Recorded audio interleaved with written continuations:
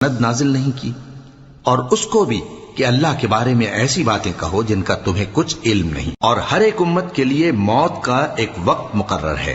جب وہ آ جاتا ہے تو نہ تو ایک گھڑی دیر کر سکتے ہیں اور نہ جلدی ہی کر سکتے ہیں۔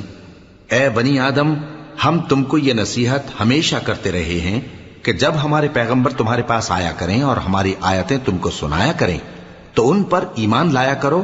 کہ اب جو شخص ان پر ایمان لا کر اللہ سے ڈرتا رہے گا اور اپنی حالت درست رکھے گا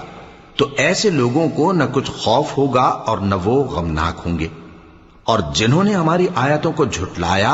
اور ان سے سرتابی کی وہی دوزخی ہیں کہ ہمیشہ اس میں جلتے رہیں گے۔ پس اس سے زیادہ ظالم کون جو اللہ پر جھوٹ باندھے یا اس کی آیتوں کو جھٹلائے؟ ان کو ان کے نصیب کا لکھا ملتا ہی رہے گا، یہاں تک کہ جب ان کے پاس ہمارے بھیجے ہوئے فرشتے جان نکالنے آئیں گے تو